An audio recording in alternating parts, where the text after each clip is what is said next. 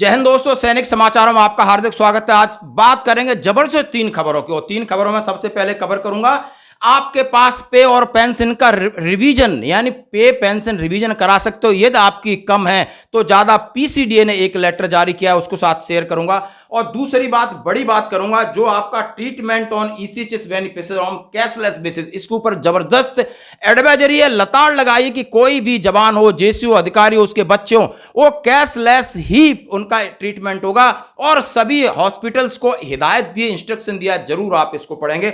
और तीसरी बात कहता हूं, यानी कर्नल पूनिया साहब ने जवानों के साथ की अभद्रता, और जवानों ने राज्यपाल साहब को लेटर लिखा है कि जरा इस मामले को संज्ञान में लीजिए और इनको निलंबित करिए। यानी इतने वृद्ध लोगों के साथ इन्होंने अभद्रता की है, ये बर्दाश्त नहीं। हम तीनों चिट्ठी आपके सामने शेयर करेंगे, तीनों लेटर आपको पढ़ाएंगे। सबसे पहले मैं बात कहता हूं पे और पेंशन रिवीजन की। इसमें सब्जेक्ट लिखा है extension of time limit of exercise of option for fixation of पे ऑन प्रमोशन। यदि आपका प्रमोशन हो जाता है तो आप अपनी पे को डीएनआई के हिसाब से किस तरह फिक्स करेंगे, इसके लिए टाइम बढ़ा दिया है। और उन्होंने सारे लेटर का रेफरेंस देते हुए उन्होंने कहा है कि the result granted by the option calculator development bye PCD. एक कैलकुलेटर पीसीडी ने इसको डेवलप किया है दोस्तों पूना से, और वो रेफरेंस के लिए only decision made by the user concern based on the result of the above calculator on the outcome there of shall be responsibility of user PCD Poona या एम्प्लॉय। उन्होंने सीधा सीधा कहा है the provision of re exercise option under the OM is only fixation of pay promotion from the DNI the lower grade should not be लिखा है concerned on switch over the pay of revise पे structure 7th पे CP जब से लागू हुआ है। आपको लग रहा है हमें घाटा हुआ, तो एक कैलकुलेटर डिजाइन किया है पीसीडीए एक पूना की शाखा ने, और जिसमें आप डीएनआई के तहत अपना डिसाइड कर सकते हो कि हमारा प्रमोशन हुआ है तो अगला इंक्रीमेंट हमने कब लेना है, कैसे लेना है, और इसके ऊपर बहुत सारी एडवाइजरी निकल चुकी है सभी के लिए दोस्तों। बढ़ते हैं अगली खबर की तरफ। जैसे कि हमने कहा आपके साथ कि ईसीएचएस ने एक जबरदस्त एडवाइजरी निकाली है 21 जुलाई की, धमाकेदार है और हमारे सभी के लिए नया है। और central organisation ECHS adjutant general branch integrated headquarter 21 जुलाई treatment of ECHS beneficiaries on cashless basis. It is observed that concern that many employ hospital not providing cashless treatment to genuine ECHS beneficiaries on the pretext, उन्होंने कहा है fancy reason, some of them उन्होंने बोला restoring the advance payment as well, this is the viewed seriously higher authorities and against the fresh cashless provide. उन्होंने बोला कोई कुछ पैसा मांगता है या आपका क्लेम के लिए मांगता है, नहीं, आपको सारा इलाज कैशलेस मांगा जाएगा।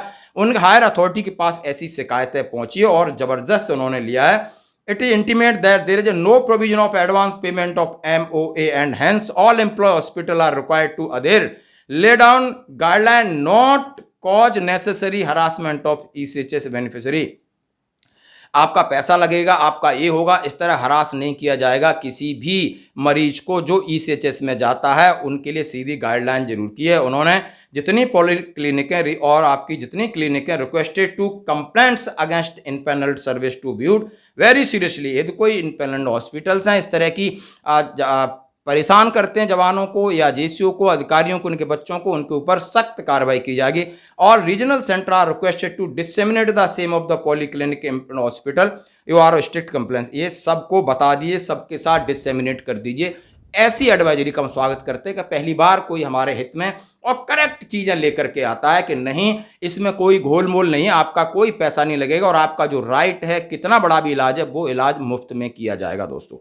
बढ़ते हैं अगली खबर की तरफ। आप ये लेटर देख सकते हो, राज्यपाल महोदय के लिए लिखा है, और ये संदर्भ में कल हमने एक वीडियो डाला था दोपहर को कि झुंझुनू जिला सैनिक बोर्ड में एक कर्नल साहब हैं पूनिया साहब, और उनके ही वेटरन्स जो डिपेंडेंट वेटरन्स हैं उसी जिला सैनिक बोर्ड में, उनसे कहा सुनी हुई और कई प्रकार की उसमें आरोप प्रत्यारोप का दौर चला। उसके ऊपर अब नया संज्ञान लिया जाता है। फेडरेशन ऑफ वेटरन्स एसोसिएशंस ने चिट्ठी लिखी है परम सम्मानी राज्यपाल महोदय, राजभवन जयपुर, यानी 25 यानी कल। झुंझुनू जिला सैनिक कल्याण अधिकारी द्वारा वृद्ध पूर्व सैनिकों के साथ अमर्यादित व्यवहार, धक्का मुक्की, पुलिस कार्रवाई की धमकी, वीरांगनाओं के सम्मान में व्यवधान उत्पन्न के खिलाफ बर्खास्त करने की प्रार्थना, यानी उनको डिसमिस किया जाए, यहां से हटाया जाए जब वो हमारे जवान। राजस्थान में कार्यरत विभिन्न पूर्व सैनिक संगठनों के माध्यम से शिकायत प्राप्त हुई है 24 जुलाई को झुंझुनू में वृद्ध सैनिकों द्वारा रिटायर्ड कर्नल पूनिया के कार्यालय में जाकर कारगिल दिवस के उपलब्ध में शहीदों की वीरांगनाओं के सम्मान हेतु सूची मांगी गई थी। सूची देने से मना किया। उन्होंने कहा है वो अधिकार तो केवल मेरे को है। माननीय राष्ट्राध्यक्ष बलदेवी प्राण न्यौछावर करने वाले शहीदों की वीरांगनाओं का सम्मान करने का अधिकार तो किसी के लिए आरक्षित नहीं है। देश में कोई भी नागरिक, आम नागरिक भी किसी का सम्मान कर सकता है। और झुंझुनू के उन पूर्व सैनिकों के कथानुसार उस घमंडी अधिकारी ने यह कहकर पूर्व सैनिकों का अपमान किया कि मैं सन 1965-71 के युद्ध के पूर्व सैनिकों से नफरत करता हूं। शायद ये शब्द बहुत ही बड़ा है। मान्यवर, इस नफरती कल्याण अधिकारी से कोई भी वीरांगना सम्मान की और पूर्व सैनिक अपने कल्याण की कल्पना भी नहीं कर सकते। ऐसे अधिकारी से हम क्या एक्सपेक्ट कर सकते हैं? ऐसे बिगड़ैल अधिकारियों ने राज्य और केंद्र सरकारों की कल्याण की भावनाओं का अपमान करके और अपने आप को कल्याण अधिकारी नहीं बल्कि शोषण अधिकारी होने का प्रमाणित किया। संलग्न अखबारों के अनुसार अधिकारी ने प्रोटोकॉल का हवाला देकर दुष्कृत्य की स्वीकृति भी की है और वृद्ध एवं पूर्व सैनिकों के साथ धक्का मुक्की चोट पहुंचाई। पूर्व सैनिक के चोट से उनके खून लगा। माननीय उस अधिकारी के शब्दों के अनुसार ऐसा प्रोटोकॉल में नहीं है। ये सारी चीज लिखी है। नम्र निवेदन है कि निरंकुश और शोषण करने वाले अधिकारी को तुरंत बर्खास्त कर पूर्व सैनिकों को इस कार्यालय में आने के भय को दिया जाए। माननीय अधीन कार्यरत पूर्व सैनिक कल्याण बोर्ड की छवि को कायम रखा जाए। और ये उन्होंने बोला है कि आपसे रिक्वेस्ट करते हैं कि इसको जल्दी कार्रवाई करें। सुबेदार अर्जुन सिंह, सेवानिवृत्त अध्यक्ष। हाँ जी दोस्तों, तो ये सारी बातें बिल्कुल लिख दिया कि यदि हमारे पूर्व सैनिकों के अधिकारी इस तरह व्यवहार करेगा तो हम उनके पास कैसे जाएंगे, हम उनसे क्या उम्मीद कर सकते हैं। ये भावनाओं का जुड़ाव है।